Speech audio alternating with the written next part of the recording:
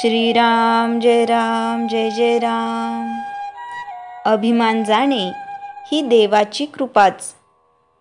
आता उत्सव पुरा झाला। आता तुम्ही सर्वजण परत जाल तर क्षेत्रात आल्याची काही खूण घेऊन जा। ती खूण म्हणजे काय? क्षेत्राच्या ठिकाणी काहीतरी अवगुण सोडावा। आपल्याला जी काही प्रिय वस्तू असते ती सोडावी। तर इथे येऊन विषयांपैकी एखादा विषय तरी तुम्ही सोडाल का? इथे साक्षात परमात्मा आले आहेत, त्यांचे तुम्हा सर्वांना दर्शन झाले आहे। तर मला वाटते याहून तुम्ही काहीतरी जास्त करणे आवश्यक आहे। तर एक गोष्ट इथे द्यावी आणि एक गोष्ट इथून घेऊन जावी।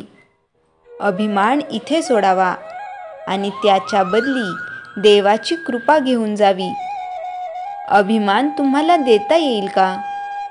अभिमान ही उचलून देण्यासारखी वस्तू आहे का?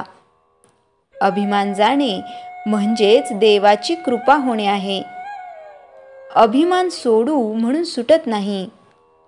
मागे एकदा असे झाले की एक जण 3 वर्षेपर्यंत एके ठिकाणी बसून सारखे साधना करीत होता। मी एके ठिकाणी सारखे बसून साधना करतो आहे असे त्याला वाटत असे। एकदा त्याचे गुरु तिथून जात होते। त्याला साधनाचा अभिमान झाला आहे असे त्यांना ताबडतोब समजले। म्हणून ते त्याच्याजवळ जाऊन म्हणाले की तू इथे काय करतो आहेस? तर तो म्हणाला, मी इथे एके ठिकाणी बसून 3 वर्षे साधना करतो आहे। ते म्हणाले, वा वा, फार चांगले। तू आणखी 3च दिवस इथे सारखे बसून साधना कर, म्हणजे आत्तापर्यंत केलेल्याचे श्रेय मिळेल।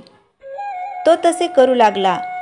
त्याला वाटले की 3 वर्षे साधना केली तर आता 3 दिवस करणे फारसे काय अवघड आहे, ते तर सहज करेन।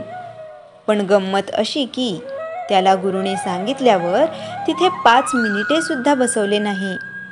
त्याला आतून कोणीतरी फेकून देते आहे असे वाटू लागले। खालून मुंग्या आल्याशा वाटू लागल्या आणि आजूबाजूने सारखी भीती वाटू लागली। तेव्हा आपली चूक त्याच्या ध्यानात आली आणि तो गुरुला शरण गेला। तो म्हणाला, मी आजपर्यंत अभिमानाने साधन केले, पण आपण करून घेतल्याशिवाय हे काही सुरळीत घडणे शक्य नव्हते।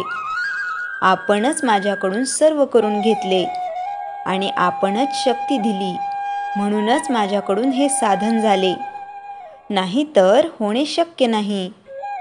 तर मी आपल्याला शरण आलो आहे। याप्रमाणे शरण गेल्यावर त्याला गुरुकृपा झाली। म्हणून सात्विक अभिमानही उपयोगी नाही। एक वेळ प्रपंचाचा अभिमान पत्करतो, कारण तो लवकर जाण्याचा संभव असतो, पण सात्विक अभिमान सुटायला फार वेळ लागतो। श्रीराम जय जय राम। चैतन्यवाणी। परमार्थामध्ये मिळविण्यापेक्षा मिळवलेले टिकवणे हेच फार कठीण जाते। श्रीराम जय जय राम। जयाच्या जनी जन्मनामार्थ झाला, जयाने सदा वासनामात केला। जयाच्या मुखी सर्वदा नाम कीर्ती, नमस्कार तया ब्रह्मचैतन्य मूर्ती। श्रीराम जय जय राम।